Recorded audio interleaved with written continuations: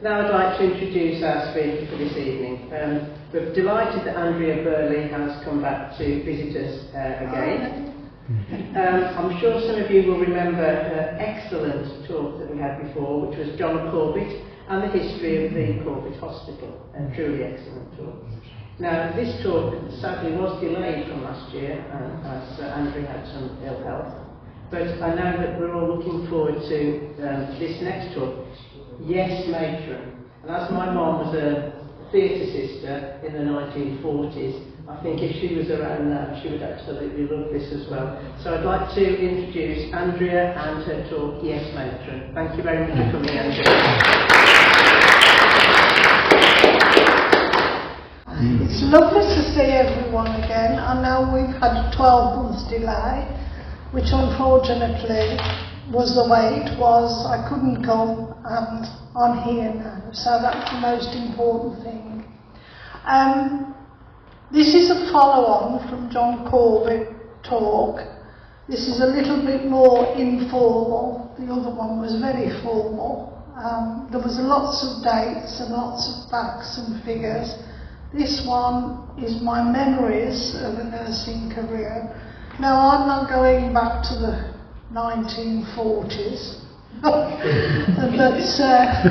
I'm going back to the 1960s, and I hope you find it of interest.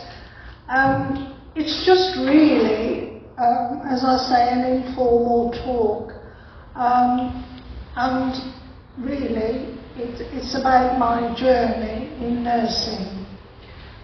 When I was 15, going on 16, and at school, there wasn't an awful lot for ladies to do,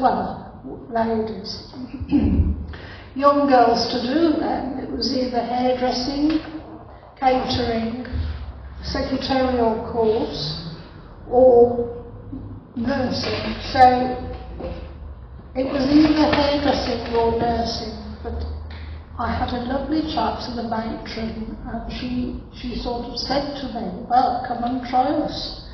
So this is my story of how it all began. But before 1960, I'm just going to show you a clip, and I want you to participate, if you will, in telling me who this gentleman is. So I hope you've done your history lesson for tonight. So here we go. There we are. This is. That's it. Well done.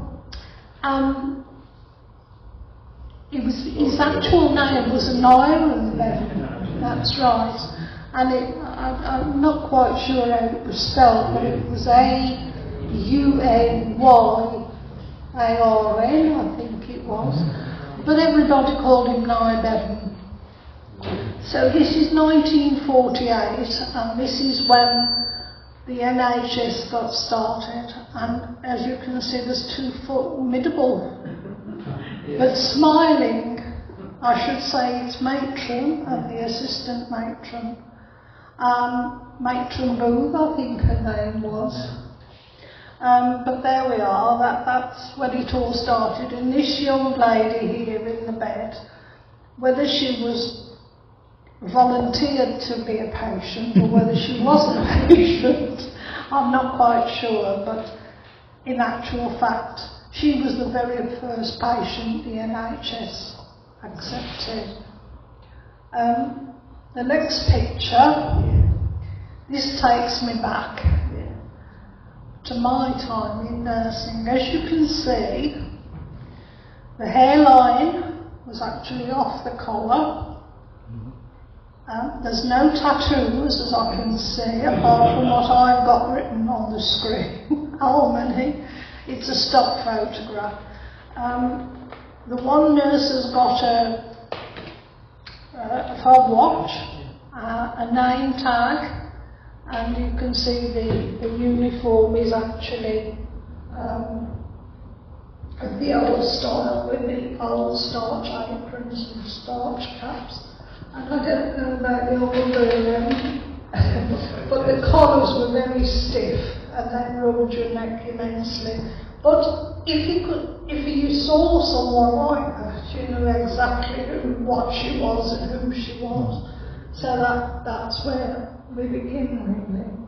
It looks as though they're having a presentation, because we've got family on the one side and the nurses on the other. So I should say they're just passing out of training to be registered or pupil enrolled nurses. Right. The Corbett Hospital in 1968. Matron said to me at the school, when we had the open evening, she said, well, come and give it a try. She said, we do a cadetship, and you will find out if you either like nursing or you don't like nursing. So I thought, well, why not? I've got a lot of practical skills, because I used to go around with my dolls in the pram, and they used to be bandaged up from head to foot. And I always said, one day I'm going to be a nurse. So I must have had some inkling then that I was going to take up this cadetship. So it was a 2-year course, and I actually started on the 16th of September, but I wasn't actually 16 until the 22nd of September. So I think she bent the rules a little bit there by a week. The uniform was a white dress and belt. And if you gentlemen would just, Victoria's just 1 second, you know what I'm going to say now. Ladies, do you remember the suspender belt and the stockings? Well, I thought I was so grown up, and there I was in my white dress, and my suspender belt and my stockings with the seams up the back. Oh, I'm really grown up now. And black shoes obviously were the main issue, and they had to be polished. And I remember Matron saying, you will polish your shoes because germs don't stick on polished shoes. So I thought, right, I've got to polish my shoes. And I did polish my shoes, and there was a lovely shine on them. So I was quite chuffed with that. It was a 2-year course, as I've said. So off we go. And we had to line up. There was about 12 of us, I think, in this set of cadets. And we had to line up in front of Matron's office door. So we were all there. I was about number 7. And every time one went in and came out, one nurse cadet came in and one came out, they put the thumbs up to everyone else. And there was a lovely smile on their face. So I thought, oh, this isn't so bad. Anyway, number 7 came and I went in. And Matron said, well, she says, what are we going to do with you? And I thought, well, that's a nice greeting. I said, yes, Matron, as I started to say. She said, I know where you'll feel comfortable, in my office. So I must have took on a look of dread. Oh, I thought, an office? I thought I'd come into nursing. So anyway, then I started my cadetship in Matron's office of all places. So when I came out at the door after seeing Matron and she shook my hand, the other cadets that were waiting to go in, I went like that. Well, they all went like that to me because they knew, didn't they? I was the ears in the eyes of Matron. So of course, there was me. I was everyone's friend. Everybody liked me, and I thought, well, I don't understand why, but I soon found out. I did feel nervous, I must admit. One of the one of the things that I did feel very nervous about was when the matron came to me on the one day and she said, "Now, cadet nurse," she said, "I would like you to go to the morgue." The morgue? And she said, "I want you to take these papers to Nip." Oh, I thought, who's Nip? Well, that was his name that everyone called him, but he was the mortician. So I thought, well, I've got a Nip to Nip, but I don't know where Nip is. So this matron's secretary said to me, "If you look out of my window," she said, "you'll see the building down there." She said, "Now don't be afraid, because there's no one there apart from Nip." So I thought, oh right.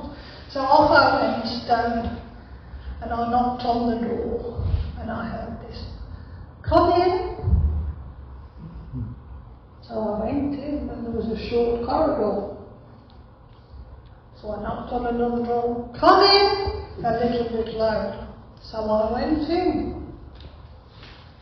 And there, to my surprise, was Nip sitting on the mortuary slab with his flask of tea and his sandwiches, his flask on one side and his sandwiches on the other, and he was swinging his legs, and I thought, oh, but there were two tables, you see, and on the other table was a body.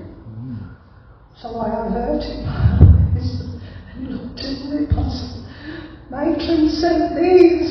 And I ran back. But that's just as it is, but certain things stick in your mind. Anyway, I was running here, there and everywhere for Matron, and the gossip I was the one to go to. It lasted for 3 months, but I did find out quite a bit about Matron. She had her own maid, would you believe, and her own sitting room, and this maid would make sure that in the winter the fire was there, all roaring away, and the tea tray was there on an afternoon, and all this kind of things. The thing was, as a cadet, we weren't allowed to work on the wards. The only exemption being that we were allowed on the children's ward, because obviously we weren't allowed to nurse, but we could do non-nursing duties on the children's ward, but that wasn't until the second year. So I had a new belt, and it was time to make a choice by the end of the second year whether I wanted to be a nurse or not. So, I'll go. Anyway, the classroom, it was a 2-year course, including nights in the first year, days in the first year, and in the second year we did nights. It was an academic and practical and personal skills. It was training.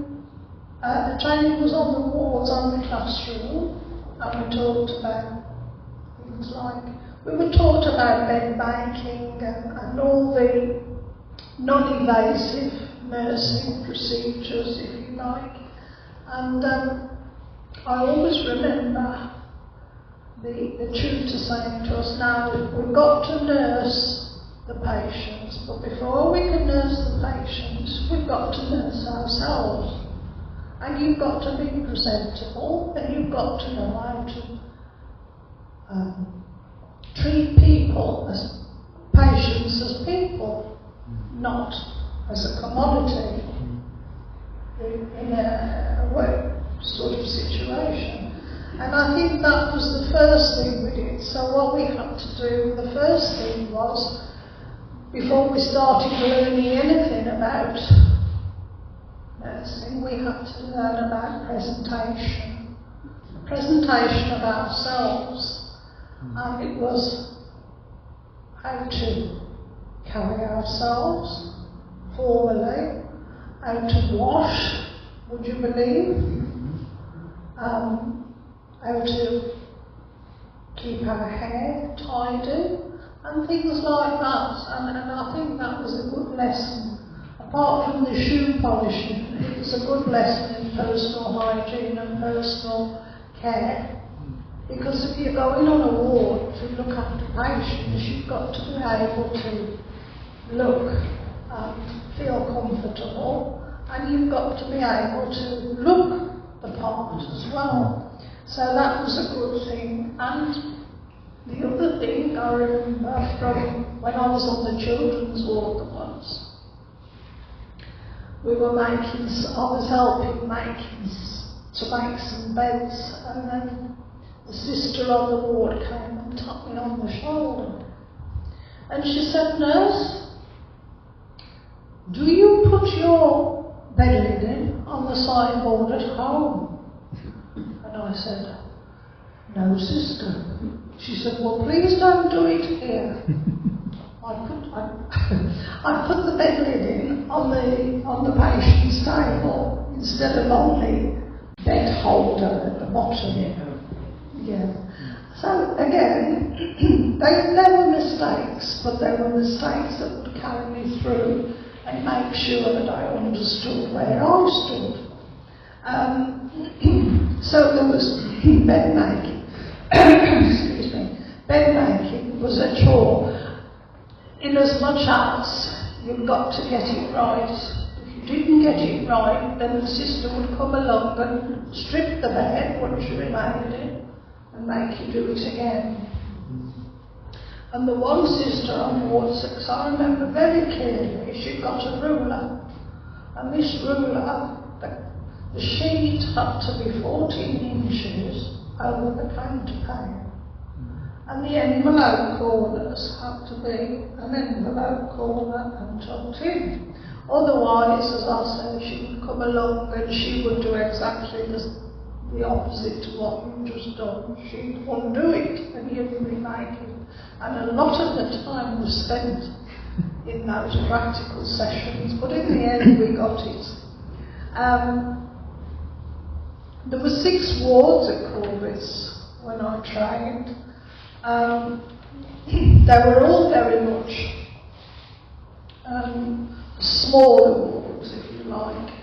And obviously I was saying yes, matron, but I was also saying yes, sister. Because sister ruled the roost on the ward. I know matron ruled the hospital, but the sister ruled the ward. And you know, we learned the 3 B's. There was baths, bed making, and bed pans. And it was a round that was continually done. 1, 2, 3, 1, 2, 3, 1, 2, 3. And it didn't matter what time it was or whatever. It had to work like a clock orange, basically. I mean, you were, the time was set. So, apart from that, we got matron's daily round. Now, matron used to come on the wards whenever she wanted, really, but normally it was 11 o'clock. And what used to happen was, because Ward 4 was at the bottom of matron's stairs, she used to start on Ward 4 and work her way all through the other wards. But occasionally she'd catch us out and she'd go to the forest ward, Ward 12, and then come back. So what used to happen was, the nurses used to give each other the tip off to say matron was on her way. And lo and behold, 3 minutes later you'd hear her formidable footsteps coming down the corridor and opening the door, and then she'd be there. But inadvertently, matron's inspections and rounds would coincide with the doctor's rounds. So not as you've only got bed pans and beds and mats and all the rest of it, you've got the doctor's round in between and matron as well. So it was But having said that, we did so much on the ward and then so many weeks in the classroom. And I remember, this is a stock photo, but obviously the desks were exactly the same, and I think I sat third row back in the middle. So we did a mix of the two. So we learned practical skills on the board and the theoretical skills in the classroom. I think that's a key in there. So on the wards,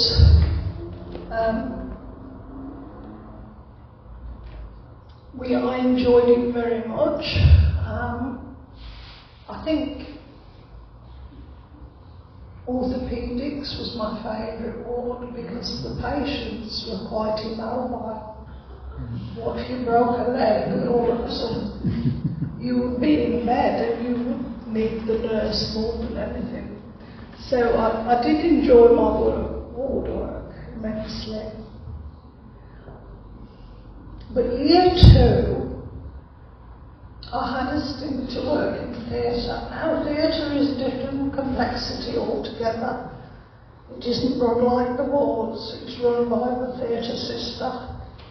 And if you thought Matron was bad, the theatre sister was worse. She was formidable. And if your face didn't fit when you first went through the door, it didn't fit for the 3 months that you were in there. So it didn't matter what you did or where you went or what you said, it was a no-no. But luckily my face fit. First of all, you had to be an observer.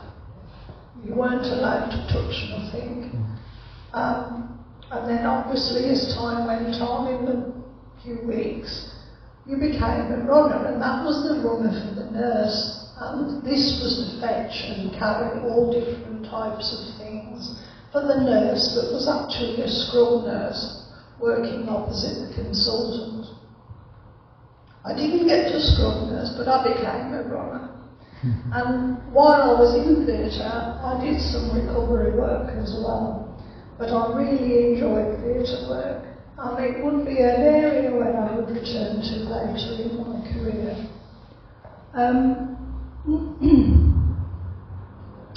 The other place that I enjoyed going was the casualty, and I did my night duty on casualty.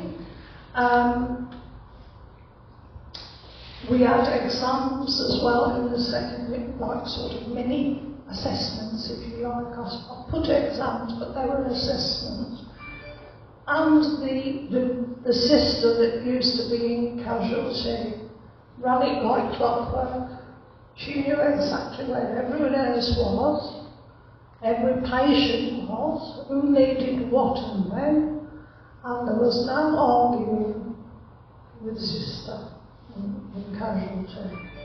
But she was Scottish, that was the only thing, and I couldn't tell what she was saying from Andrea. So mine was about guessing what she said. But I got through, and I got through my practical assessments, and she was quite pleased with me. She said, "Nurse," she said, "I'd like you to come back to casualty, to work in casualty. I think you're a very good casualty nurse, and you're unflappable." Needless to say, I didn't say any more, and I just said, "Yes, sister." So, you know, a hospital doesn't run with nurses alone, does it? And I think as patients and nurses, we tend to forget that there's a whole breed of people running a hospital and numerous departments. If you just think now of Bristol's Hall, the immense size it is, it's got all sorts of departments and things going on, catering, linen stores, porters, ancillary workers, all create the nuts and bolts of keeping the thing turning, and it does turn 24/7. They don't always get it right, but I think the majority of nurses try and aim for that. I hope they do anyway. So, 1972 to 1974, I passed my exams and I had a formal handshake from Matron, which I said, yes, Matron, thank you, Matron. But you see, there was always Matron and sister, so it was a case of juggling the two. So in the end, I decided I should like to do orthopaedic work after having started my training then. So I went to orthopaedics and I thought, oh yes, I'm a trained nurse now. I'm going to be at the top of my career. But little did I realise, when I looked at the opportunity, I was right at the bottom of the list again. I soon had the spots knocked off me. But again, it's a learning curve, and you learn. The first thing you have to learn is to be empathetic with the patients, because as I've said, the patients can't get out of the head. You have to sort of preempt what the patient needs before the patient asks you. And obviously, it's a sensitive area, and you have to read the situations as they arise, because they're not in control of their surroundings, and a lot of the patients were in for months, so it almost became their home. So that was another new uniform, my handshake, Matron versus sister, first steps, and learning to read the situation. Visiting times. Now, this was another bone of contention. I mean, visiting times now on the wards can be anything, what is it, from 11 o'clock till 3 or 8 o'clock at night, but of course then the sister ruled the roost, and she used to say, The visiting times were very strict, usually half an hour in the week, and about, I think it was an hour at a weekend. And the relatives were stood at the door. They weren't allowed to go into the ward until Matron, sister, decided that the ward was right and the patients were right. And it sometimes used to be 20 to 8, and by 8 o'clock the bell was ringing and the visitors were gone. I think there was a 10-minute window. So, yes, it wasn't very user-friendly, patient-friendly, really. So here we are. Nursing was developing very quickly, and medicine was changing. The whole thing, the whole structure was changing. And I remember one of the big reports at the time was the Salmon report, and this was actually to restructure the whole nursing system from top to bottom. There would be hierarchy decided. Well, there weren't even hierarchy in that. There was some outside body who wanted to change the whole system. So a lot of the old style nursing started to phase out, and the new style nursing came in. With some major reforms. And if you remember back, 1968 when I started Christian Barnard, well, it wasn't Christian Barnard, it was the first heart transplant in London, but we've come a long way since then, and I like to think that it's moved forward quite significantly. But of course the other thing was my husband, I had a new husband, he was in the army, and when he came home we got married, so. And then a new baby, and then what did I have to do? I had to think about a new job. So, I went off to the bank. Not this bank, not the High Street bank that we had there, but it was the nursing bank. Yes. And because finances were getting tight, this nursing bank, you were able to choose your own hours, your own shifts. You could split your shifts, or you could change your shifts. So it was very user-friendly in a family sort of way. And obviously having a new baby and a young daughter, it was very hard sometimes to keep to the shifts and routine, of the strict routine of nursing. So it gave you a choice. And it also gave me, I think, time to learn the changes that were coming in at a much slower pace, and what was happening, and to gain more experience. So again, nothing was lost, but the bank was a very useful tool to have. One of my favourite places, I should say, was actually nursing on the endoscopy unit.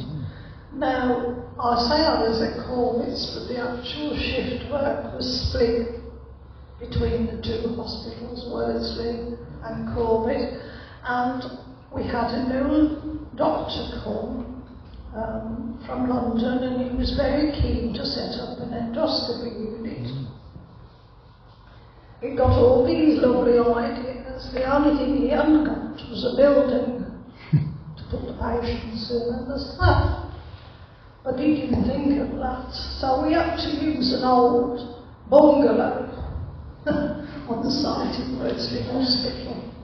And very soon, we got a little bit overcrowded.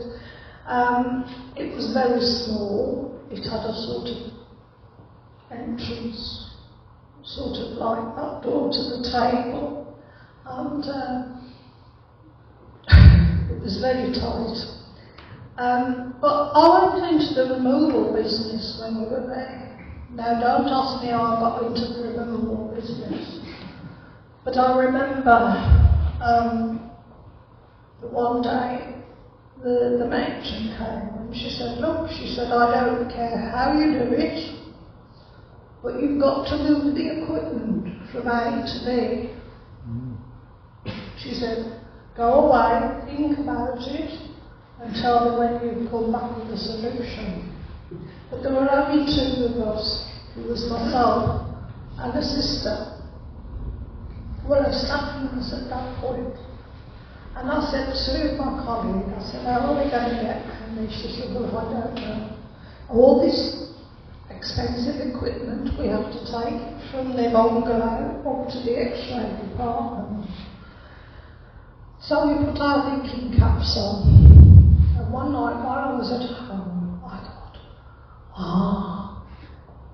I've got an old Silver Cross pram. Well, ladies, you know Silver Cross, they were built robust, and they got springs as big as and I thought, what better way of moving the equipment? So I engaged my husband to move this Silver Cross pram. It was covered in cobwebs and all the silver parts of it were actually rusty and all manner. But we did finally get it down 2 flights of stairs. We lived in a big house. So Marlon and I spent our weekend cleaning this pram, and of course it had got the hood and the cover, so if we had to move the equipment in the rain, it didn't get wet. So that was our mode of transport. So I did learn a little bit about recovery business, and Matron said, oh, very well done. She said, I would never have thought of that. I thought, no, you've left it to us. But yes, so if anyone was in Worsley Hospital and saw 2 nurses in clothes with a Silver Cross pram going from A to B with all the equipment, it was me and my colleague.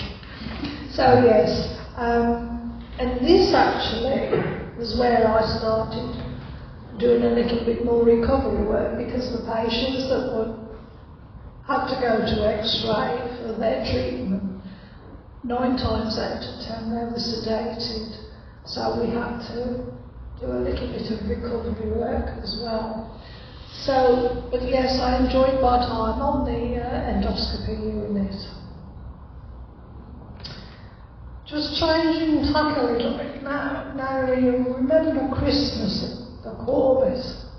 Oh, it was a brilliant time. But the big spanner in the works, obviously, was the actual staffing. Nobody wanted to work Christmas. So all the names went in the hat and you had to pull your name out. And if your name came out first, you worked on Christmas Day. If it came out second, you worked on Boxing Day, and blah, blah, blah. So once that was sorted out, that was good, but that happened in September. And the rota went into Matron in September and nothing changed from that date on. So it wasn't a case of, do you mind or can I swap? It was, that's what you've got. And the other big thing as well on the ward was the arrival of the Christmas tree. Now I don't know about you, but Christmas trees are usually grown very tall, and the hospital door, the ward door was very short. So in the end we had to get the carpenters. He couldn't cut the top off, he got the bottom off, and he cut some sides off, so we got it into the ward. The star of the show, me. I was the tallest on the ward, and I put the fairy on the top on a ladder that was 6 foot. But it all went very well. And the other thing about Christmas, we used to have to dress up as panto people, especially if we were on the children's ward, and we always did a pantomime at Christmas. So Christmas was a very special time of year, although a lot of patients went home. There were some that actually had to stay in hospital. And of course the icing on the cake was the children's ward at Christmas. So each Christmas there was a special theme, and it depended on what the film was of that year. It could have been Snow White or Pinocchio or whatever, and we donned on costumes of character, and we replayed the characters. But the Christmas lunch, this is a school photograph, I think, but anyway, the Christmas lunch was the main thing, and everybody really enjoyed it. The consultant used to come and cut the turkey, and everyone was happy. But as soon as the consultant come and cut the turkey, he went home for his Christmas dinner. Wonderful. And the other big thing in nursing was the nurses' ball. And these look happy nurses, don't they? They look as though they're enjoying life in nursing, not like now. They walk around with faces like lips too. But anyway, the invitations for the nurses' ball we were allowed to send out weeks before the actual ball. This was held in the nurses' home in the recreational hall. We could invite one person, and Matron used to say, right, you can only invite gentlemen of a certain standing. They either was a policeman, let's say men in uniform. That was the thing. We couldn't choose. We had to have a man in uniform. But of course, Matron, I think it was her way of saying thank you for all your hard work for the year, and she provided the catering and paid for it, and wasn't it lovely? But the alcohol was under the table, the soft drinks were on the top. And the latest trends, do you remember the trends back in the 70s? What were perfumes, ladies? No? I I'm forgot. thinking of bell-bottom trousers and platforms. Well, the fashion, yeah, well, yes. But the perfumes, you remember the perfumes? Oh, yeah. Dior, Yeah. and all the rest. The men used to come in Old Spice, hadn't they? Yeah. Old Spice. Old Spice. But anyway, a good time was had by all. But of course, it had to end, didn't it? And there was a curfew, and the curfew was 10:30. So everyone had to be gone by 11 o'clock, 11:30, because as Matron said, I locked the doors at 11:45. So the nurses' home doors were locked. But we forgot to tell her that we knew how to open the fire escapes. So yes, the nurses' ball was the highlight of the year, and a good time was had. The nurses' home. I did stay in the nurses' home. But again, it was run like clockwork. And there was a home sister, and she was called Miss Onions. And I thought to myself, that's a funny name, Miss Onions. I've never heard onions before, and I used to think, sure they're telling me. They're not telling me the truth, and that can't be onions. But she was a miss, like Matron, miss. And the assistant, well, we used to call them the assmats, the assistant matron. Assmat. Miss. But she used to keep good tabs on everything. And again, if we didn't make our beds in the morning properly, they'd be on the floor for when we got in off shift. And after a 12-hour shift, the last thing you wanted to do, believe me, was have to make your bed up to sleep on. But again, that's how it was. And the post, I think there was a lot of nurses from abroad, and we used to have pigeonholes. Remember the pigeonholes? And of course, everyone wanted the post from abroad, and me in particular, because, well, my husband was in, my fiance, he was in the army, so I enjoyed the pigeonholes. And everyone ran to the pigeonholes for news of family or whatever. But again, in the nurses' home, there was no mixing with people. The sisters had a sitting room, the staff nurses had a sitting room, and the training nurses had a sitting room. And we couldn't mingle. We couldn't find out what the sisters were saying about the staff nurses. We couldn't find out what the staff nurses were saying about the training nurses. So it was all very close shop.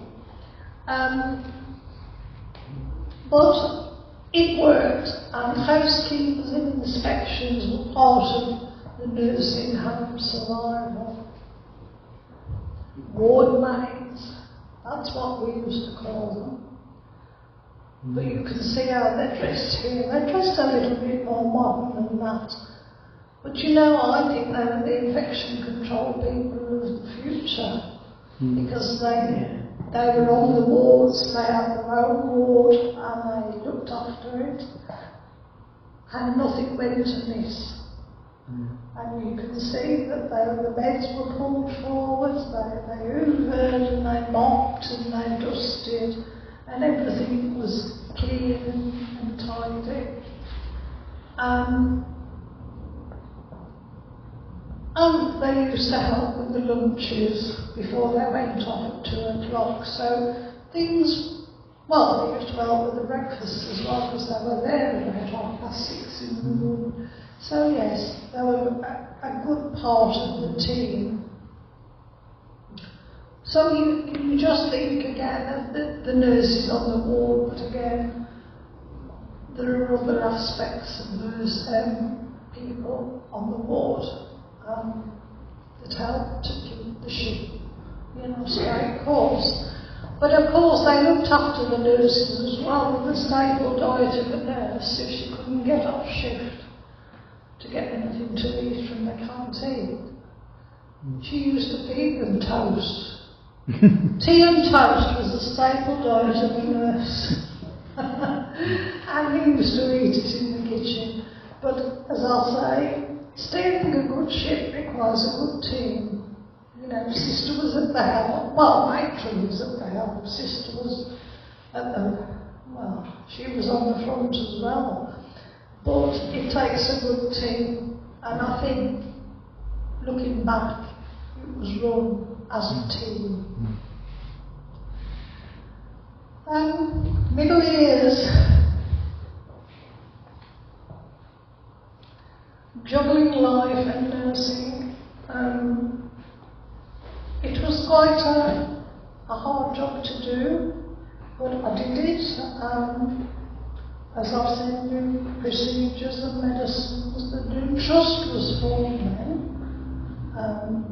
and it was the Dudley Group of Hospital Trust. So we were moving away from the old way of thinking, and new technology was taking over. The middle years, I just want to talk about a little bit about Wellesley Hospital. It was built, as you know, as a workhouse many years ago, and a lot of the wives and strays and poor women, mothers with their babies had no choice but to go there and be looked after as best they could. And this is where I went back to the theatre nursing, because the annexes were actually built at Wellesley Hospital for the troops that were coming in on the trains to Stourbridge, and they used to transport them, if you like, on stretchers from Stourbridge train station to Corbett's, first of all. Ward 14 was the outpatients, and then they'd be moved on from there to Wellesley Hospital, and that's where the plastics department was actually formed there, because of these poor soldiers coming back from the war-torn areas, and they were actually in a terrible state when they got there. And of course the annexes were built to house these poor souls. And I went on to plastics after a spell on the day case. And I thoroughly enjoyed it. I learned an awful lot. Plastics then was very in its early stages. I wouldn't say it's very early stages, it was middle stages, where people that had had serious burns or whatever used to have what we call pedicles, and the pedicles used to be the skin grafts. Let's just say on the face, they'd have a piece of skin grafted from their arm to the face, and they'd walk around for weeks and weeks with the graft like this. It was attached to the arm and to the face, or from the arm to the leg, and this is how they used to have to be for weeks on end. But obviously, as things improved and things got better, plastic surgery got better, but all this started at Wellesley Hospital, and we had some of the best plastic surgeons in the country. And in the end, people there, they used to send them from all over, and they even used to send them from the QE to Wellesley to be treated. When you think of the soldiers coming back from Afghanistan, places like that. So yes, so there we go, that was the middle years, and I thoroughly enjoyed working in theatre. And the axes, I've told you about the time of change. You remember the clock? I think the clock's still there, isn't it? That's the only thing that's left, I think. Right, full circle. I returned to Corbett's. It will always be a special place. I spent much of my career there. I returned to Corbett's in 2007, and I spent 5 years on the dermatology unit, which I think I should have done the dermatology before the plastics really, but I did it the other way around.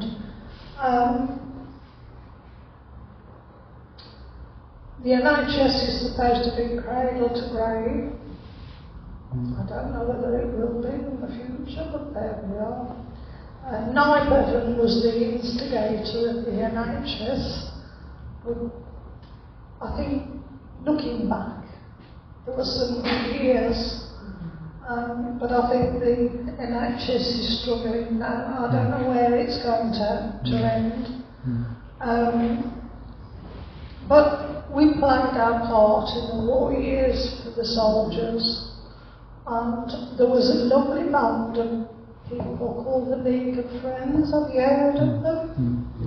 I think most people have, and they were a lovely bunch, and they worked tirelessly to help the patients.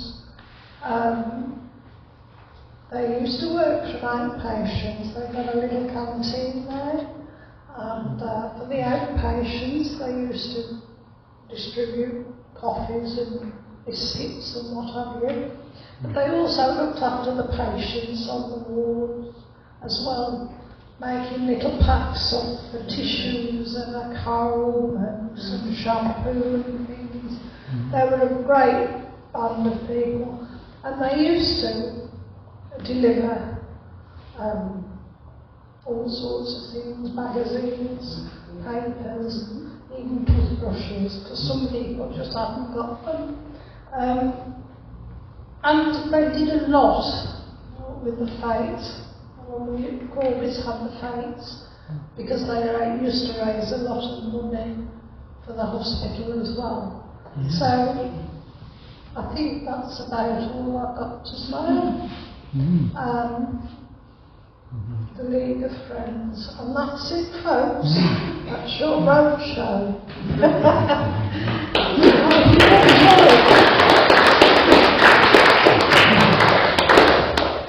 Thank you.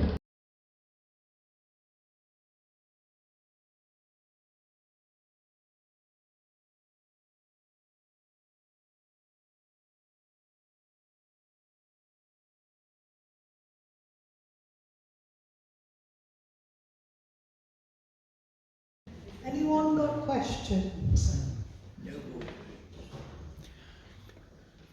Were you ever involved with Round Oak Steelworks patients?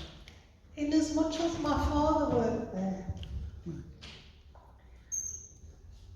And funnily enough, I thought about it today, and I was thinking a lot of the workers came actually to Corbett's, the casualty there, because it was a big piece of, well, history, wasn't it? It's part of the history of the local area. But my father worked there for a good 30, 40 years, but not as a nurse personally. They had their own nurse on site.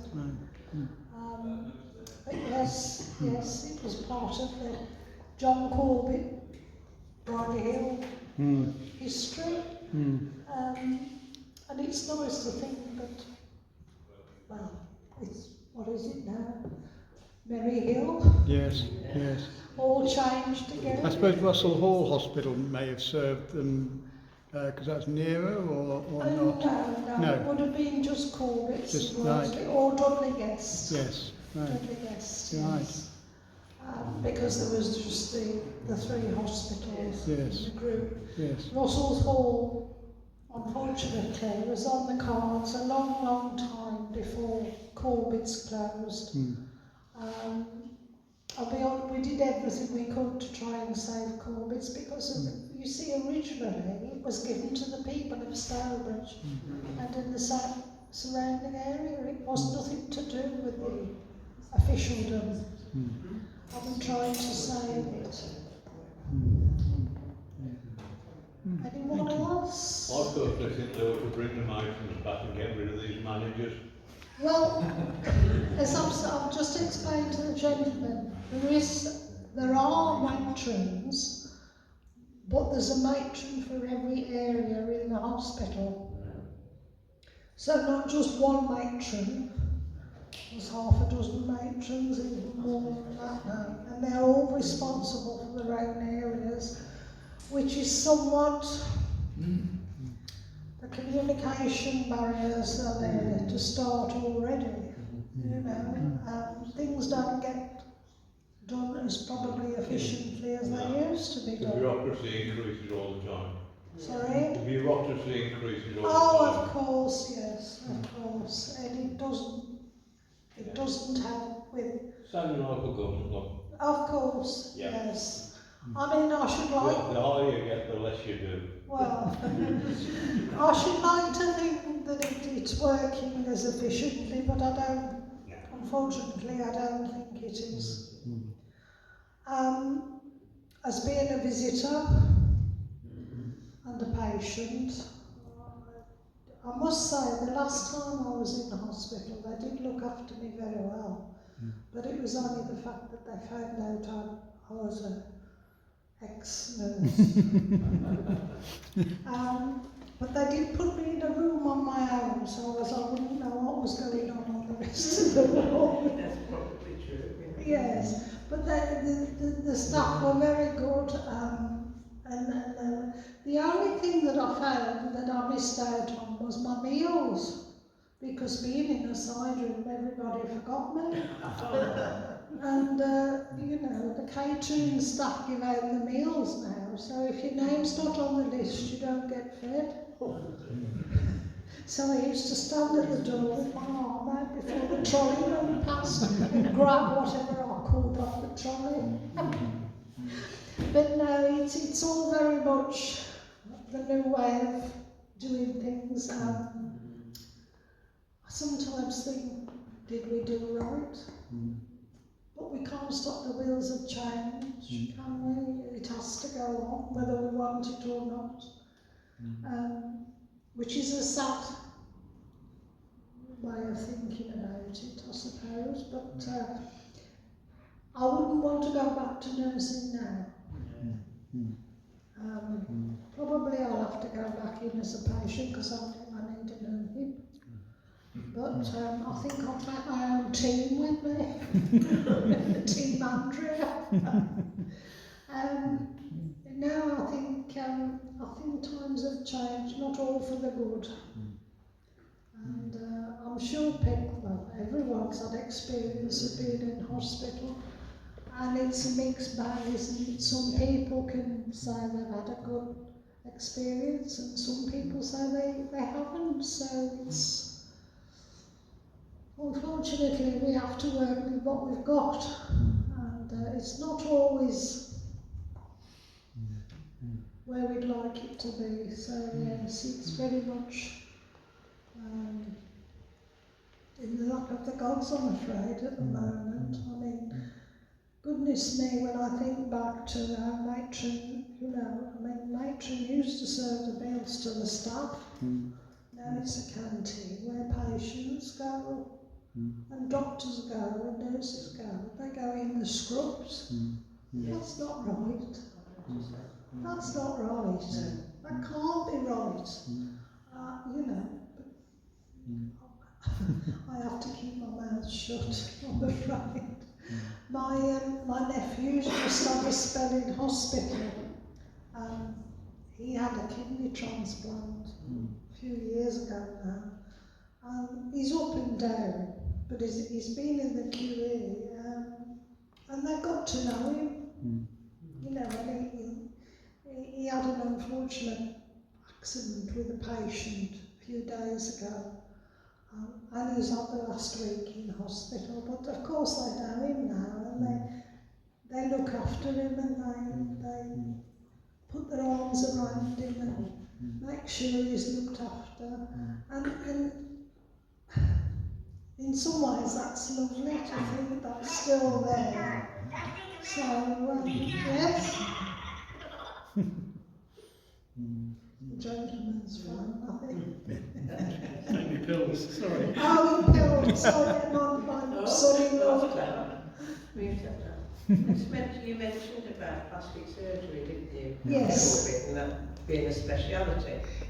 And it's quite interesting that although we come under Wolverhampton where we live, for plastic surgery, John was referred to Russell's Hall, and they were saying that the plastics there is still excellent. Yes. Very good surgeons there for plastic surgery. Yes, yes. I mean, they're what shall I say? An elite group, if you like. It's interesting that there are, although it's a huge hospital, there are still areas of excellence that other hospitals send patients to. And the good thing is that now you can choose where you have your treatments as well, which is another good thing of the NHS, I think, you know. The patient, you probably have more of a choice now as a patient, which is a good thing. But of course, a lot of the patients, when I was on plastics, when they were in the hospital, they were there for months at a time because of the needed dressings and things. But it was very interesting work, and it was a lot of experience that I'm glad I had. I think a lot more people were more accepting of the care they had then. They appreciated it more. They very much appreciated the care. I think that today's, well, I don't say the older generation, excuse me, but the younger generation, they don't see it in the same light. A nurse is not a nurse how we remember the nurses. And that's just a sad dimension of where we've moved to. I just wish it would get a little bit better for everyone's sake. But unfortunately, I don't pull any reins anymore, which is a shame, but there we go. But it was lovely sharing my thoughts with you, and thank you very much for having me back. And I've just said to Alan, I might be thinking of doing another talk in the future, and I might be calling it I'm Not Dead Yet. So I thought I'd move on a little bit, what I've done in my retirement. Thank you very much. Thank you. Okay, thank you very much, Andrea, for second time of coming, and we appreciate very much. One gentleman said that's one of the best talks I've heard for a long time. Thank you. So thank you very much. Thank you very much.